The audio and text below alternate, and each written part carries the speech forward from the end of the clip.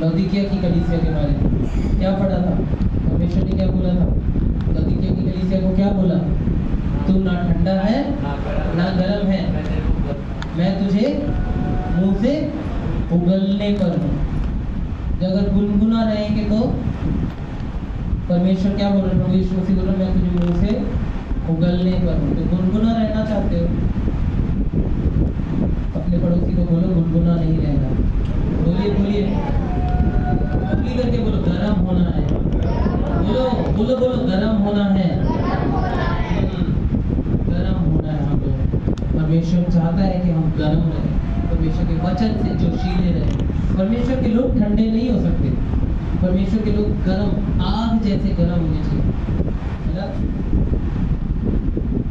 आइए आज के वचन की ओर हम चलेंगे और एक प्रार्थना के साथ हम आज शुरुआत करेंगे। प्रभु यीशु मसीह मैं प्रार्थना करता हूँ, आपका अनुग्रह प्रभु यीशु मसीह इस कलीसिया पर है, सब पर। इस समय चाहता हूँ कि प्रभु परमेश्वर आप मेरे द्वारा प्रभु परमेश्वर लोगों से जब बात करते हैं तो आपका पवित्र आत्मा बात करे। मुंह मेरा है, शब्द आपके हुक्म, इसलिए सुनने वाले सबके कान खुले रहे, हृदय उन बातों को ग्रहण करने के लिए तैयार है। सारी आदर महिमा आपको देता हूँ। इन वचनों के कारण और आज की शिक्षा के कारण हर एक के जीवन में एक नई बदलावट आने के लिए मांगते हैं। प्रभु यीशु के पवित्र नाम से मांगते हैं। जोर से बोलेंगे?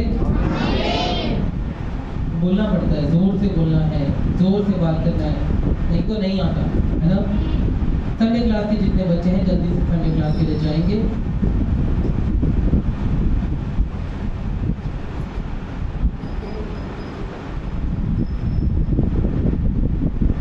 मैं कुछ बातों को कहना चाहता हूँ जो कि प्रचार से अलग है, ठीक है? प्रचार से अलग है। पंडित आप भी आगे आ जाओ, इधर बैठ सकते हो। प्रचार से अलग है ना? बहुत जरूरी है कि एक कलीसिया जागती हुई कलीसिया हो। कैसी? जागती हुई। बोलते नहीं हो? जागती हुई कलीसिया, है ना? जागती हुई कलीसिया। अगर जागेंगे नहीं तो शैतान आके आपको ले जाएगा। प्रभु यीशु मसीह अपने चेलों के साथ गतसमनी के बगीचे में आखिरी बार प्रार्थना करने के लिए गए थे, और जब वहाँ प्रार्थना करने के लिए गए तो प्रभु यीशु मसीह ने चेलों से कहा जागते रहो और प्रार्थना करते रहो। और फिर प्रभु यीशु मसीह खुद अलग जाकर प्रार्थना कर रहे थे। आपने पढ़ा ये? किस किसने पढ़ा ये बात को? पढ़ा बाइबल पढ़ना चाहिए आप लोगों को, ये मिलेगा आपको, सुसमाचार में मिलेगा। ये बात प्रभु यीशु मसीह ने खुद बोली है। और आप जब कलीसिया में आते हैं तो कलीसिया में आपका वो प्रभाव दिखना चाहिए। आपका प्रार्थना का जीवन, आपका वचन पढ़ने का जीवन, उसका प्रभाव दिखना चाहिए। दिखना चाहिए कि नहीं दिखना चाहिए?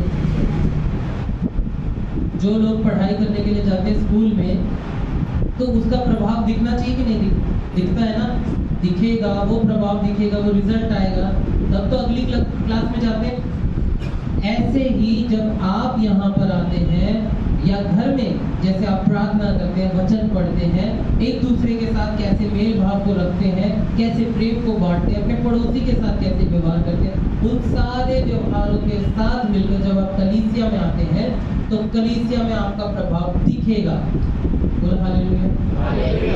दिखेगा या नहीं दिखेगा? मैं सही कह रहा हूँ? आपको समझ में आ रहा है क्या कह रहा हूँ मैं? तो जब आप कलीसिया में आते हैं, अगर आपका विश्वास आपको ये नहीं उत्साहित करता अंदर कि मुझे हालेलुया बोलना है, मुझे प्रार्थना में आमीन बोलना है, अगर आपके अंदर से ये बात नहीं उठ के आ रही है तो इसका मतलब आपके अंदर एक कमी हो रही है। आप समझ रहे मेरी बात? मैं क्या कह रहा हूँ आपको? क्या आप समझ रहे हैं? सर मत हिलाइए, मुझसे बोलिए। तो जब आप इस बात को समझने से गंभीरता से लीजिए, बाइबल बताती है कि परमेश्वर ने कहा है कि आत्मिक लड़ाई है, और उस आत्मिक लड़ाई में हमें अगर जीतना है तो हमें आत्मिक हथियारों से तैयार होना पड़ेगा। आप कलीसिया में बैठते हैं, प्रार्थना करते हैं, वचन प्रचार होने के समय में आपको नींद आने लगती है। किसी को लगता होगा कि ये तो आम बात है, ये आम नहीं है। नींद आना, कलीसिया में आपको नींद आना आम बात नहीं है। बोने वाला बीज बोने चला, हमने वो कहानी सुनी है, और उस बीज बोने के बीच में क्या हुआ था?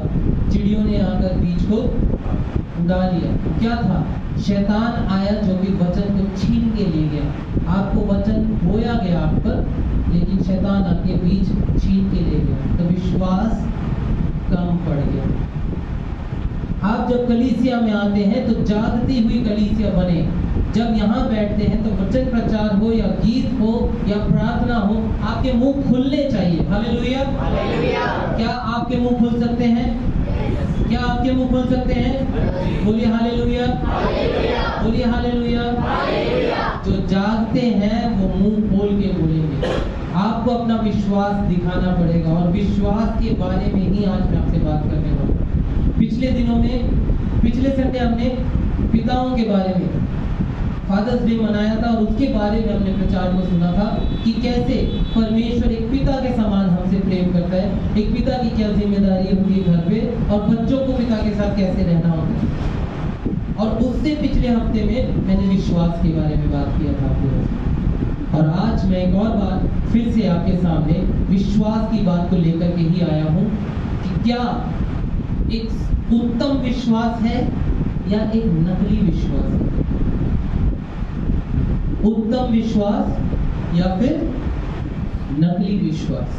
हम देखते हैं याकूब की पुस्तक 2 अध्याय, उसका 14वां वचन से लेकर 26वां वचन। जब इन वचनों को पढ़ा जा रहा था तो यहाँ पे विश्वास और कर्मों के बारे में लिखा है। क्या लिखा है? विश्वास। मैंने बोला ना जागती हुई कलीसिया। क्या बोला मैंने अभी? जागती हुई कलीसिया बोलेगी, अभी भी जागती हुई दिख नहीं रही। विश्वास और कर्म, बोलिए विश्वास और कर्म। विश्वास और कर्म के बारे में यहाँ पे लिखा है, जहाँ पे याकूब बात करता है, ठीक है। और इब्रानियों की पुस्तक 11 अध्याय उसके 6ठे वचन को जब हम देखते हैं, मैं विश्वास के बारे में आपसे बहुत कुछ बोल रहा हूँ, लेकिन बाइबल क्या बोलती है विश्वास के बारे में? आप परमेश्वर के पास आना पसंद करते हैं या नहीं? हाँ या ना? क्या आप परमेश्वर के पास आना पसंद करते हैं? आपको अच्छा लगता है? लेकिन उसमें क्या कंडीशन है? इब्रानियों 11 अध्याय 6 वचन, जोर से पढ़ना। और विश्वास बिना उसे प्रसन्न करना अनहोना है, क्योंकि परमेश्वर के पास आने वालों को विश्वास करना होगा कि वह है। जी, क्या लिखा है? विश्वास बिना उसे प्रसन्न करना अनहोना है, असंभव है, इम्पॉसिबल। इम्पॉसिबल। आप परमेश्वर के पास आना पसंद करते हैं, लेकिन अगर आप विश्वास को जाहिर नहीं करते हैं तो क्या लिखा है? परमेश्वर को आप प्रसन्न नहीं कर सकते। फिर बोलेंगे परमेश्वर को प्रसन्न नहीं कर सकते। तो इब्रानियों की पुस्तक से हमें ये पता चलता है विश्वास के बारे में। और क्या लिखा है कि जो उसके पास आता है उसे ये विश्वास करना है कि वो है। आपके अंदर अगर ये विश्वास है कि प्रभु यीशु मसीह जिंदा खुदावन है, तभी आप परमेश्वर को प्रसन्न कर सकते हैं, तभी आप परमेश्वर के नजदीक आ सकते हैं। आपको परमेश्वर की ओर बढ़ना है तो अपने विश्वास को जाहिर करना जरूरी है। बाइबल हमें सिखाती है सही रीति से विश्वास करना, कैसे अपने विश्वास को सही रीति से जाहिर करना है। क्योंकि जो कोई कहता है कि मुझे विश्वास है, जरूरी नहीं कि वो सच्चा विश्वास करता है, जरूरी नहीं कि वो सच्चा विश्वास करता है। कुछ लोग कहते हैं कि रीतियों को निभाना विश्वास है, रीतियों को पूरा करना विश्वास है ना। एक प्रचारक थे, वो किसी क्रिश्चियन स्कूल में जाकर के बात करने के लिए, प्रचार करने के लिए जा रहे थे। और जब वो प्रचार करने के लिए वहाँ पे गए तो कुछ लोगों ने वहाँ पर कुछ घंटियाँ वगैरह लेकर के और कुछ मंत्रों की तरह कुछ बोलना शुरू किया। लेकिन बाइबल ऐसा नहीं सिखाती। बाइबल ऐसा नहीं सिखाती कि ऐसा करना चाहिए। रीतियों में विश्वास नहीं है, रीतियों से विश्वास नहीं दिखाई देगा। कुछ लोग बोलते हैं कि विश्वास क्या है?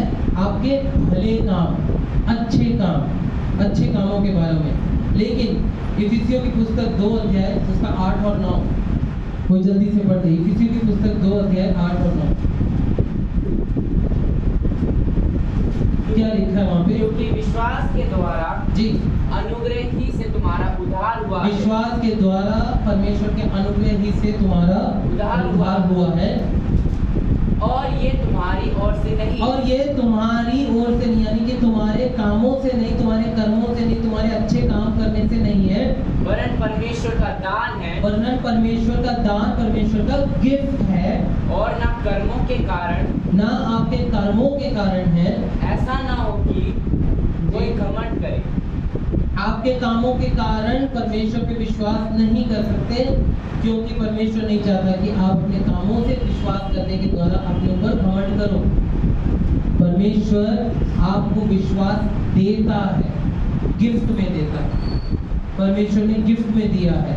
तो विश्वास ना तो रीतियों में है, ना तो किसी धर्म के कामों में है, और किसी और ऐसी बात में नहीं है। लेकिन विश्वास किस बात पे है? जैसे इब्रानियों 11:6 में लिखा है, जो उसके पास आता है उसे मानना है कि वो है, जोर से बोलेंगे कि वो है, परमेश्वर है। अगर हम ये विश्वास करते हैं तब जाके हमारा विश्वास तैयार होता है, हमारा विश्वास परमेश्वर में मजबूत होता है। आज मैं आपके सामने 3 तरह के विश्वास को रखता हूँ। मैं आपके सामने जब बात करता हूँ तो 3 तरह के विश्वास को रखता हूँ। पहला जो विश्वास है वो है मरा हुआ विश्वास। एक बार देखेंगे, याकूब की पुस्तक 2 अध्याय 14 से लेकर 17 तक इसको पढ़े। याकूब की पुस्तक 2 अध्याय 14 से लेकर 17 तक। हे मेरे भाइयों, यदि कोई कहे कि मुझे विश्वास है पर मैं कर्म ना करता हो, तो इससे क्या लाभ? क्या ऐसा विश्वास कभी उसका उद्धार कर सकता है? यदि कोई भाई या बहन नंगे उखाड़े हो और उनके प्रतिदिन भोजन की गति हो, और तुम में से कोई उनसे कहे कुशल से जाओ, तुम गर्म रहो और तृप्त रहो, पर जो वस्तुएं देह के लिए आवश्यक है वह उन्हें ना दे, तो क्या लाभ? वैसे कि विश्वास भी यदि कर्म से ना हो तो अपने स्वभाव में मरा हुआ। आमीन। बहुत ही साफ शब्दों में आपने सुना यहाँ पे कि यदि कोई मदद के लिए आता है आपके दरवाजे पे और आप उसको बोले हाँ हम प्रार्थना करेंगे आपके लिए, हाँ हम आपके लिए प्रार्थना करेंगे, परमेश्वर आपके लिए मदद करेगा। आपके पास खाना नहीं, कोई बात नहीं, आप घर जाओ, परमेश्वर आपके लिए देगा। आपके पास कपड़े नहीं, कोई बात नहीं, आप घर जाओ, परमेश्वर आपको देगा। क्या उससे उस इंसान को कुछ भलाई मिली? क्या उससे उस इंसान के जीवन में कुछ हुआ? ये कैसा विश्वास है? ये है मरा हुआ विश्वास। ये मरा हुआ विश्वास। हम अपने कामों को करना जानते हैं, है ना, जो हम करना जानते हैं लेकिन उसको नहीं कर रहे, तो परमेश्वर उसे पाप गिनता है। बाइबल में लिखा है, यदि तुम भलाई करना जानते हो और जानने के बाद भी भलाई नहीं करते तो वह पाप है। किसी के लिए भलाई करना मेरा और आपका मसीही कर्तव्य है। Hallelujah, hallelujah. हमारे विश्वास को जाहिर करने के लिए हमें अपने अच्छे काम, हमें दूसरों के साथ भलाई के काम को करना होगा। दूसरों के साथ जो मदद मांगने आपके घर पे आया, जो आपके घर पे आई, उसकी मदद करने के द्वारा आप अपने विश्वास को जाहिर करते हो। और चाहे वो विश्वासी हो, चाहे वो यीशु को जानता हो या नहीं जानते हो, वो आपके भले काम के कारण प्रभु यीशु मसीह के पास आए। आप उनको वो प्रचार करते हो, आप अपने अच्छे काम करते हो। संसार में इस समय में आप किसको देखते हो? कौन है इस समय ऐसे काम करने वाले? बहुत ही कम लोग हैं जो इस तरह से किसी की मदद करने के लिए मदद करने के लिए लोगों के पास पहुंच जाते। बहुत कम लोग। मसीही लोगों को प्रभु ने ये जिम्मेदारी दी है, मसीही लोगों को प्रभु यीशु मसीह ने ये आज्ञा दी है। प्रभु यीशु मसीह ने अपने चेलों से आज्ञा देकर कहा, कोई तुमसे कहे कि 1 मील जाने के लिए तो उसके साथ कितना चलना? 2 मील चले जाना। कोई तुमसे कुर्ता मांगे तो उसको धोती भी दे दे, पजामा भी दे दे। मदद करने वाला बनना है, सुधि देने वाला बनना है। कोई भूखा हो तो उसे खाना देना। आपको पता है बाइबल में लिखा है कि यदि आप किसी को एक गिलास ठंडा पानी भी पिलाते हैं तो उसका भी प्रतिफल आपके लिए है। हम अपने काम, जो भले काम दूसरों के साथ करते हैं, उससे हम अपने विश्वास को जाहिर करते हैं। और विश्वास जो है एक बेहतर जिंदगी को दिखाता है। विश्वास एक अच्छी जिंदगी को दिखाता है। हालेलुया। तो हमने देखा एक मरा हुआ विश्वास क्या करता है, लेकिन एक और विश्वास है, एक और विश्वास है जो शैतानी विश्वास, डिमोनिक फेथ, शैतानी विश्वास। कहाँ लिखा है? 18 और 19 वचन में देखेंगे। 18 और 19 वचन। वरन कोई कह सकता है तुझे विश्वास है और मैं कर्म करता हूँ, तो अपना विश्वास मुझे कर्म बिना तो दिखा, और मैं अपना विश्वास अपने कर्मों के द्वारा तुझे दिखाऊंगा। तुझे विश्वास है कि एक ही परमेश्वर है, तू अच्छा करता है, तो अच्छा करता है। दुष्ट आत्मा भी विश्वास रखते हैं और थरथराते हैं। जी, हालेलुया। यहाँ पे हमें पता चलता है कि एक व्यक्ति है जो कर्म करता है और एक व्यक्ति है जो विश्वास करता है पर कर्म नहीं करता। अगर दोनों को बोला जाए अपना विश्वास जाहिर करने के लिए, तो जो कर्म करता है वो अपने कामों से वो दिखा सकता है कि उसका विश्वास कैसा है, लेकिन जो सिर्फ कहता है पर करता नहीं, उसका विश्वास नहीं दिख सकता। और क्या लिखा 19 वचन में? 19वें वचन में लिखा है तू विश्वास करता है परमेश्वर पे, ये अच्छी बात है, तू अच्छा करता है। दुष्ट आत्माएं भी विश्वास करती और थर थर कांपती। आप में से कितने लोग विश्वास करते हैं? बाइबल बताती है अगर आप विश्वास करते हो कोई बड़ी बात नहीं है, दुष्ट आत्माएं भी विश्वास करती है। तो हमारा विश्वास जो है वो दुष्ट आत्माओं के बराबर ही है।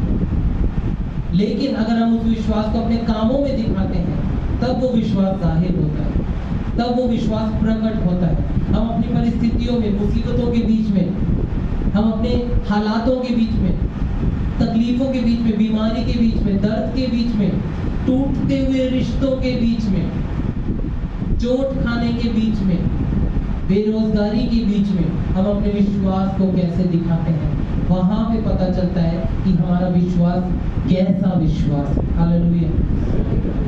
वहां पता चलता है हमारा विश्वास कितना मजबूत विश्वास है, कितना सामर्थी विश्वास है। हम आज देख रहे हैं हमारा विषय क्या है? उत्तम विश्वास या नकली विश्वास। क्या है? उत्तम विश्वास या नकली विश्वास। दो बातों को हमने देखा, एक मरा हुआ विश्वास, दूसरा शैतानी विश्वास, है ना? शैतान के विश्वास। शैतान के जो चेले हैं वो लोग क्या विश्वास रखते हैं? वो लोग भी जानते हैं कि उनके लिए नरक रखा हुआ है। शैतान के चेले, शैतानी लोग, दुष्ट आत्माएं भी जानती हैं कि उनके लिए नरक रखा हुआ है। और तीसरा विश्वास ये है सामर्थी विश्वास। ये है क्या है? बोलिए सामर्थी विश्वास। बोलिए सामर्थी विश्वास। सामर्थी विश्वास कैसा होगा?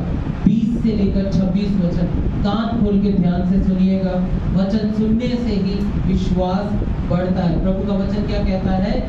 विश्वास सुनने से, और सुनना मसीह के वचन से। विश्वास कहाँ से है? बोलिए, विश्वास कहाँ से है? सुनने से, और सुनना मसीह के वचन से। कभी ध्यान से सुनना, आपके विश्वास पे आपको पता चलेगा। 20 से लेकर 26। पर हे निकम्मे मनुष्य, क्या तू यह भी नहीं जानता कर्म बिना विश्वास व्यर्थ है? जी। जब हमारे पिता अब्राहम ने अपने पुत्र इसहाक को वेदी पर चढ़ाया, तो क्या वह कर्मों से ना ठहरा था?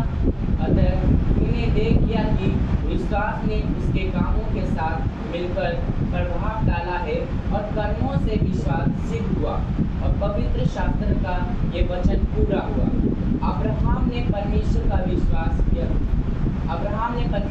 विश्वास किया और ये उसके लिए धर्म गिना गया और वह परमेश्वर का मित्र कहलाया। इस प्रकार तुमने देख लिया कि मनुष्य केवल विश्वास से ही नहीं वरन कर्मों से भी धर्मी ठहरता है।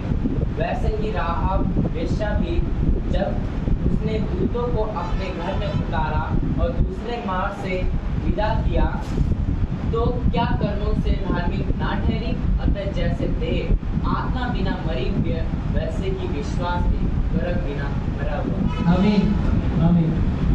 जो सबसे सर्वश्रेष्ठ विश्वास या सर्वोत्तम विश्वास या सबसे बेस्ट विश्वास या डायनामिक विश्वास बोलेंगे, डायनामिक फेथ बोलेंगे, वो यही है कि मेरा और आपका विश्वास जो है मेरे कामों में दिखाई दे, मेरी बोली में दिखाई दे, मेरे विचार में दिखाई दे। जब आपके पास कोई व्यक्ति आए आपसे सलाह मांगने के लिए, उस समय आप जो सलाह उसको देते हो उस पे आपका विश्वास दिखाई देता है। जब आपसे कोई मदद मांगने के लिए आता है और आप हाथ बढ़ा के जो मदद करते हो उसमें आपका विश्वास दिखाई देता है, क्योंकि आप किस नाम से करते हो? बोलो, किसके नाम से करते हो? आप थोड़ा जोर से बोलो ना, प्रभु यीशु के नाम से आप करते हो। तो जब आप अपने विश्वास को जाहिर करने की बात करते हो तो वो प्रभु यीशु के नाम से करते हो। आप जब किसी के लिए प्रार्थना करने के लिए अपना मुंह खोलते हो तो आपके मुंह से छोटी बातें नहीं निकलती। आप प्रार्थना के शब्द में क्या बोलते हो? अगर कोई बीमार है तो आप क्या बोलते हो? प्रभु यीशु मसीह के नाम से मैं प्रार्थना करता हूँ कि ये व्यक्ति, फलानी बहन, फलाना भाई या बच्चा क्या हो जाए? चंगा हो जाए, अच्छा हो जाए, चलने फिरने वाला बने। ये क्या है? मेरे और आपके विश्वास को जाहिर करने का तरीका है। और उसके बाद हम उस व्यक्ति से क्या बोलते हैं प्रार्थना करने के बाद? कि प्रभु आपको चंगा कर चुका है या कर देगा। आप अपने विश्वास को जाहिर करते हैं। विश्वास क्या लिखा है? आखिरी वचन 26 वचन में क्या लिखा है? जैसे आत्मा देह के बिना, जैसे देह आत्मा बिना क्या है? क्या है? देह आत्मा बिना मरी हुई, देह आत्मा बिना मरी हुई है। जब हम किसी को मृत्यु में देखते हैं, कोई मृत्यु किसी की हो जाती है तो क्या देखते हैं कि वहां पे देह है, शरीर है और आत्मा अलग हो चुका है। इसीलिए वो देह है और वो मरी हुई देह, बाइबल यही बताती है। वैसे ही विश्वास कर्म बिना अधूरा है। बोलिए इस वचन को पीछे पीछे बोलिए, रॉबिन के पीछे। जैसे देह आत्मा बिना मरी हुई है वैसे ही विश्वास भी कर्म बिना मरा हुआ है। एक बार फिर से पढ़ो रॉबिन ढंग से। जैसे देह आत्मा बिना मरी हुई है, जैसे देह आत्मा बिना मरी हुई है वैसे विश्वास भी कर्म बिना मरा हुआ है। कर्म बिना मरा हुआ है। ये कर्म का मतलब ये नहीं है जो हम कर्म करने के लिए बोलते हैं। दुनिया में लोग बोलते हैं कि कर्म करो हो जाएगा। आपके कर्म आपको स्वर्ग नहीं ले जाएंगे, आपके भले काम आपको स्वर्ग नहीं ले जाएंगे। कलीसिया में आप बहुत सालों से आ रहे हैं, आपने बपतिस्मा ले लिया, मेंबरशिप हर महीने देते आ रहे हैं, सब कुछ करते आ रहे हैं, आपका दशमांश दे रहे हैं, ऑफरिंग कर रहे हैं, आपको स्वर्ग मिल जाएगा? नहीं, इससे आपकी स्वर्ग का गारंटी नहीं हुआ। आपका व्यक्तिगत जीवन आप कैसे जीते हो ये मायने रखता है। मैं इस बात पे विश्वास करता हूँ कि एक व्यक्ति जो है वो 3 तरह के मुखौटे रखता है। 3 तरह के मुखौटे। पहला मुखौटा है वो सबसे ज्यादा मुखौटा चलता है, जो कि दुनिया को दिखाने के लिए, उसका चेहरा, उसका चरित्र दुनिया को दिखाने के लिए, दुनिया से वाहवाही पाने वाला, ये सबसे बढ़िया आदमी है, ये सबसे बढ़िया है, इसकी चाल अच्छी है, इसकी बात अच्छी है, इसके काम अच्छे हैं, सारे लोग उसकी वाहवाही करते। दूसरा मुखौटा जो है वो माँ बाप के सामने है। माँ बाप जानते हैं कि वो व्यक्ति कैसा है, बेशक वो व्यक्ति बाहर जितना मर्जी अच्छा काम करके आता हो, लेकिन एक माँ अपने बच्चे को पहचानती है, एक पिता अपने बच्चे को पहचानता है, और उनके सामने उसका दूसरा मुखौटा है। लेकिन ये दोनों मुखौटे हैं, क्या है? मुखौटे, ये दिखावे हैं, ये दोनों दिखावे हैं। आपको पता है असली चेहरा कहाँ है? जब वो व्यक्ति अकेले होता है। जब वो व्यक्ति अकेले होता है, वो तब जानता है कि उसका परमेश्वर उसको कैसे देखता है। वो जानता है कि उसने कैसे काम किए हैं। सोने से पहले हम सबके दिमाग में ये ख्याल आता है कि आज मैंने क्या किया, आज मैंने कैसे बोला, आज मैंने किसके साथ कितना अच्छा व्यवहार किया या किसके साथ कितना गलत किया। और वो ही असली चेहरा होता है, वो ही आखिरी में जो चेहरा होता है असली चेहरा है। बाकी दोनों मुखौटे वो सिर्फ दिखावे, दुनिया को दिखाने के लिए दुनिया को बेवकूफ बना देंगे, अपने माता पिता को भी बेवकूफ बना देंगे, लेकिन खुद को धोखा नहीं दे सकते। खुद को जब आईने में देखेंगे, खुद को जब अपने आप को निहारेंगे, तो पता चलता है कि मुझ में कमियां हैं, मुझ में घटियां हैं। पौलुस परमेश्वर का दास होकर के कहता है, मैं वो करता हूँ जो नहीं करना चाहता, और जो करना चाहता हूँ वही नहीं कर पाता। पौलुस अपने आप को कमजोर समझता है, मानता है परमेश्वर के सामने और इकरार करता है। हम अपने आप को कैसे देखते हैं? मेरा और आपका विश्वास हम कैसे जाहिर करते हैं लोगों के सामने? क्या दिखाते हैं? मेरी बोली में क्या मेरी जबान आज बदली हुई जबान है?